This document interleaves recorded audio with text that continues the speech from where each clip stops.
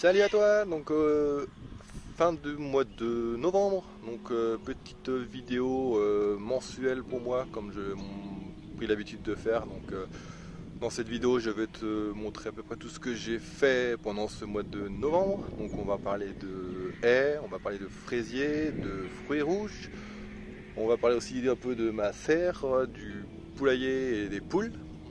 J'aurai une question aussi pour toi sur le fumier. Donc je peux récupérer du fumier de cheval ou du fumier de vache.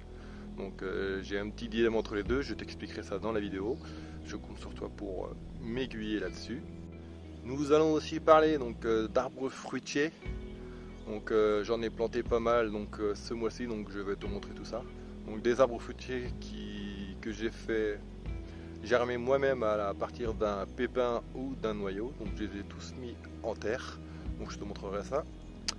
Et donc voilà, donc c'est parti pour cette vidéo du tour du potager au mois de novembre.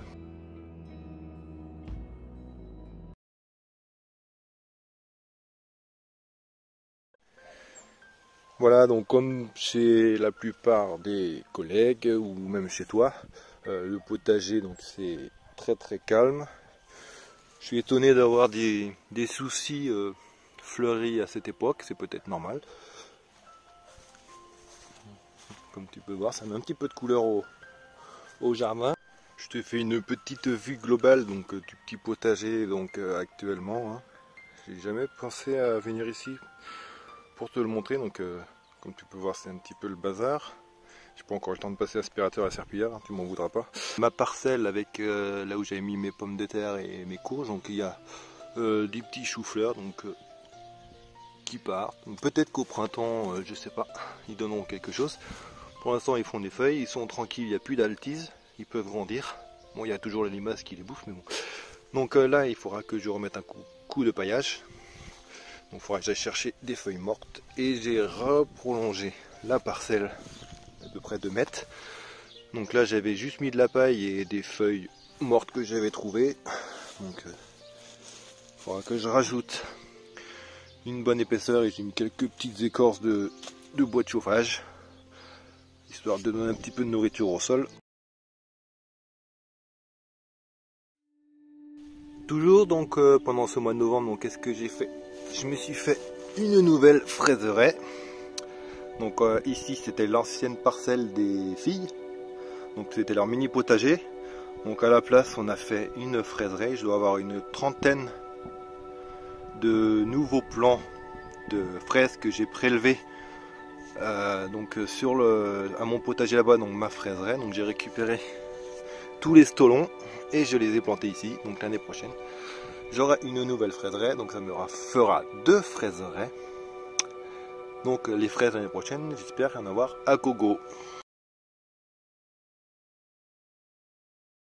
Donc j'ai planté pas mal d'arbres fruitiers. Donc là nous sommes en face d'un abricotier, donc la variété Faralia. Donc c'est un noyau que j'avais fait au mois d'août l'année dernière et qui a germé donc l'hiver dernier, et au printemps je l'avais mis en godet donc au mois de mars. Et donc comme tu peux le voir là, je l'ai mis en terre il y a à peu près 15 jours et il s'en sort plutôt pas mal pour l'instant. Donc on verra l'année prochaine, on va le laisser grandir. Ici donc entre mes 2 parcelles, donc celle-là avec les perpétuels dont l'artichaut, et l'autre parcelle donc, où j'avais notamment mes salsifis, j'y ai mis donc un poirier de la variété Angélis. Donc pareil, donc c'est un pépin que j'avais fait germer donc le 26 avril et donc que j'ai mis en terre le 10 novembre. Donc c'est pareil, un autre arbre fruitier qui, j'espère qu'avec le poirier que j'avais déjà, donc celui-là c'était des poires Williams, j'espère que les deux vont se polliniser. Je sais pas du tout, j'y connais rien en arbre fruitier, mais je sais que certaines variétés ont besoin d'un autre. Donc j'espère que les deux vont se polliniser ensemble. À l'entrée du potager, donc là tu vois j'ai commencé à bricoler le portail et j'ai plus qu'à mettre mon grillage. Donc mon pommier tu connais. pommier golden. J'en ai mis un autre, juste dans l'angle, là. Donc, pommier golden delicious. Donc pareil, parti d'un pépin. Donc celui-là j'ai fait au mois de mars 2019, donc au début d'année. Et donc pareil, je l'ai planté donc en pleine terre le 10 novembre de cette année. En espérant que c'est pareil, il aide l'autre à se polliniser. Juste devant ma terrasse, un autre pommier. Le gros que j'avais en pot là qui faisait 60 cm, donc je l'ai mis là, donc juste pas très loin de la terrasse. Donc voilà, donc ça fera 3 pommiers en, tu vois le derrière, sur à peu près 10 mètres, 3 pommiers. J'espère avoir pas mal de pommes d'ici plusieurs années. À côté de mon noyer que je te montre ici, j'y ai mis donc un autre pommier. Donc ça c'est une autre variété, donc c'est la rainette grise du Canada. Donc pareil, c'est moi qui l'ai fait moi-même avec un pépin. Donc j'espère qu'il va le donner. Donc j'espère que celui-là va donner aussi. Donc et en espérant aussi que ça fasse une pollinisation croisée avec les Golden Delicious. Tout au fond du jardin, à côté de ma zone des cucurbitacées, j'ai mis un autre pommier. Pareil, rainette grise du Canada. Donc lui il est un petit peu plus isolé des autres. Il y a 25-30 mètres avec les autres, donc je pense pas que ça va déranger pour la pollinisation. Donc voilà. Petite question pour toi qui t'y connais peut-être mieux que moi.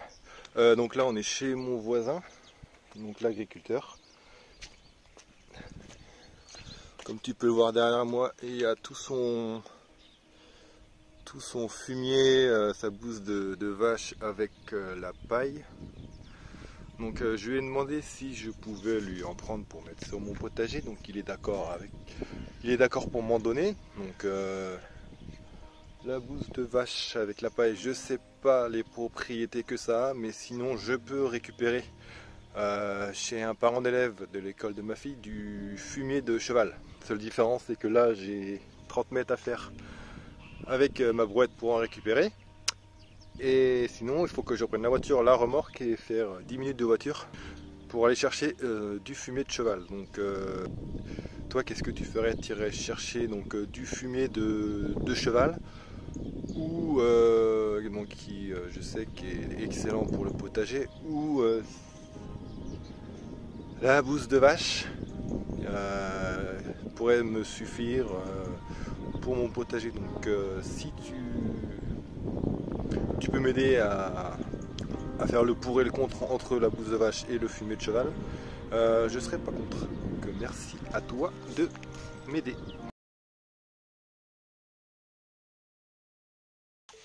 On se retrouve donc dans la serre où j'ai quelques légumes quand même. J'ai des petites laitues Apia qui ont poussé en fait toutes seules dans le poulailler. En fait c'était cet été quand je donnais mes laitues qui avaient monté en graines aux poules. Elles ont mangé les feuilles qui restaient et les graines qu'il y avait sur les plants. Elles ont germé toutes seules et du coup je les ai récupérées parce qu'il y avait une trentaine de salades qui poussaient dans le poulailler. Et le problème c'est que sur les 30 il me restait plus que 10 au bout de 15 jours. Donc je me suis dit je vais toutes les récupérer et les mettre dans la serre. Et tu vois, même avec des bouteilles, elles se font quand même bouffer. Donc là j'en ai 6. Et juste derrière moi j'en ai d'autres. Donc si je peux avoir des laitues cet hiver, je ne serais pas contre. En plus c'est des semis spontanés, donc c'est pas moi qui les a fait. Donc il y en a qui sont capoutes. Donc dans ma petite mini serre, quelques petites graines de brune d'hiver, de laitue brune d'hiver que j'ai semé. Donc il y en a qui germent et il y en a qui ont plus de mal.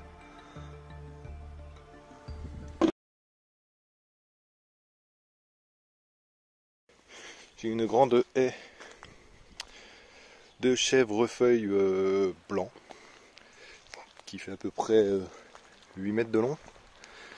Tout est parti d'une bouture que j'avais fait il y a 7 ans quand j'avais acheté la maison. Donc tu vois, 7 ans plus tard, d'une tige de 20 cm, je me retrouve avec une belle haie. Donc je la fais courir tout le long, en espérant donc que ça fasse un petit brise-vent et un brise-vent pour le potager. Mon ancienne haie, j'ai été obligé de la tailler parce qu'elle était morte, donc j'ai quand même gardé toutes les branches qui vont me servir, donc comme tu peux voir là, à préserver mon paillage donc de feuilles mortes, parce que une tempête de vent et je n'ai plus rien. J'ai connu ça l'année dernière. Comme je te disais, donc j'ai été obligé donc de tout enlever, donc les souches. Donc j'en ai enlevé pas mal. Celles-là, elles sont encore vivantes pour l'instant. Donc celle-ci, je sais pas ce que ça va donner. Ici, j'en ai enlevé une autre. Il me reste plus qu'à enlever la souche. Là, c'est pareil. Donc la haie de laurier palme a été remplacée par de l'Eleagnus ebinghayi, si je ne me trompe pas. Donc c'est un arbuste qui est un peu plus résistant que le laurier palme, et en plus donc il fait des petits fruits comestibles. Donc ça c'est bien, ça va pouvoir. Moi j'y ai jamais goûté, donc ça va être intéressant donc de goûter à ça. Donc, et en plus donc il a une floraison tardive d'octobre à décembre. Donc pour tout ce qui est abeilles et autres insectes, ça pourra leur donner un petit peu de nourriture en période difficile. Donc alors le pourquoi de ma haie de laurier est morte, c'est parce qu'en fait si tu veux, je t'explique. Donc tu vois, entre là-haut et chez moi il y a une grande descente, et en fait quand il pleut, l'eau ruisselle et arrive sur mon parking. Et l'hiver généralement c'est pas étonnant de voir à peu près 20-25 cm d'eau ici. Donc c'est une piscine, donc j'avais fait une photo à l'époque mais j'ai pas réussi à la retrouver. Donc je suis désolé, je pourrais pas te montrer ça, mais t'imagines à peu près, tu vois ma petite jardinière, et ben elle est quasiment sous l'eau. Donc en fait ici forcément ça fait piscine. Donc la haie a les pieds dans l'eau, et bien dans l'eau même. Sur l'une des dernières vidéos de Maud, donc le jardin d'Alekil, elle explique très bien ce phénomène d'hydromorphie. Donc en fait c'est une accumulation d'eau qui fait que tout être vivant qui est sur le sol donc meurt sous l'eau. Et pour les plantes c'est la même chose, donc les racines pourrissent dans l'eau et du coup le pied meurt. Donc c'est ce qui est arrivé à ma haie. Donc ce que j'ai fait pour pallier ça, j'ai rajouté donc de la terre, parce qu'ici en fait ça faisait une belle cuvette, et j'ai rajouté quasiment 30 cm de terre. Donc j'espère que avec le fait d'avoir surélevé le niveau, ça va me permettre aux futures haies de ne pas subir le même sort. Donc j'espère que celles-ci vont tenir le choc. Sinon, mais je sais pas ce que je pourrais faire d'autre. Nous voilà donc dans le poulailler. Donc, comme tu peux le voir, j'ai planté tout au long là une future haie donc avec l'Eleagnus ebinghayi. Donc j'espère que elle va bien s'y plaire ici. Donc je vais t'expliquer un peu comment j'ai fait et pourquoi j'ai fait ça. Donc voilà, donc je te montre la haie qui va tout le long. Je sais plus, j'ai dû mettre 12 ou 13 pieds je crois. Donc voilà, donc en fait j'ai fait un trou pour surélever le niveau, parce qu'en fait comme tu peux le voir, l'eau s'accumule vite fait, parce qu'en fait j'ai dois avoir 20 ou 30 cm de terre végétale et ensuite j'ai de l'argile. Donc quand l'eau s'accumule, et forcément les racines elles vont pas aimer ça. Donc pour éviter le phénomène d'hydromorphie, j'ai surélevé les plants tout au long, histoire de gagner de la hauteur et donc pour les racines un peu plus de terre. Donc j'ai fait ça partout. Après les trous c'est pas grave, je vais les reboucher au printemps quand j'aurai trouvé de la terre, notamment avec les taupes qui vont sûrement m'aider à me donner de la terre. Donc voilà, donc le futur poulailler aura sa future haie et les poules pourront manger les petits fruits de l'Eleagnus à l'avenir. En parlant de poulailler, donc tu vois il commence à verdir pas mal, donc j'ai pas encore tout bien nettoyé.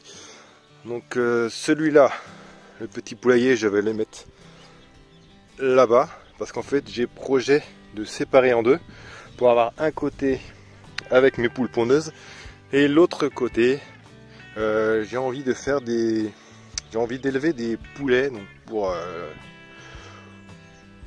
la nourriture. Donc j'achèterai des poulets au printemps et je les mettrai ici pour les faire grandir et les consommer donc plus tard.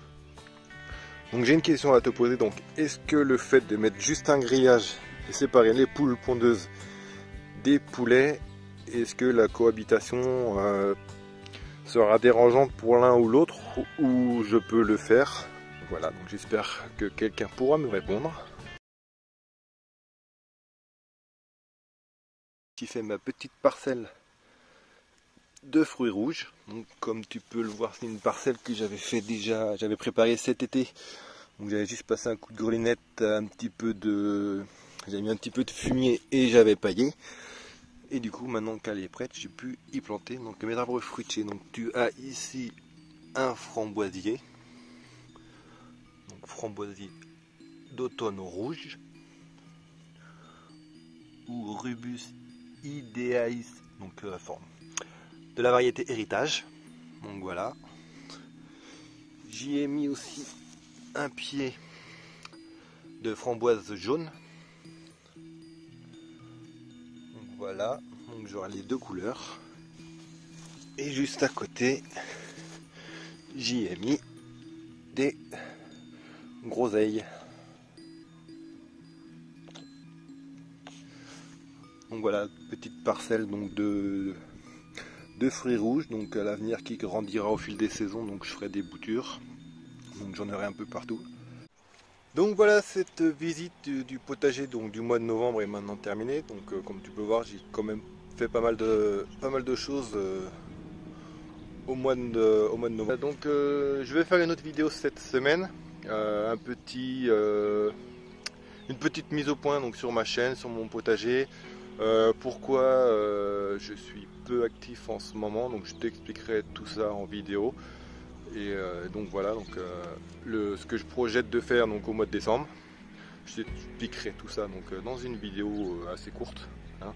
Donc voilà, donc je te dis donc à bientôt, donc notamment dans la vidéo sur le mise au point. Et donc voilà pour moi. Donc merci à toi d'avoir regardé cette vidéo. Donc je te dis à bientôt. N'hésite pas à me donner ton avis comme d'habitude. Si tu as aimé cette vidéo, n'hésite pas à mettre le petit pouce bleu. Moi ça me permet de savoir qui a à peu près aimé ma vidéo, hein. Donc je te dis à bientôt. Salut.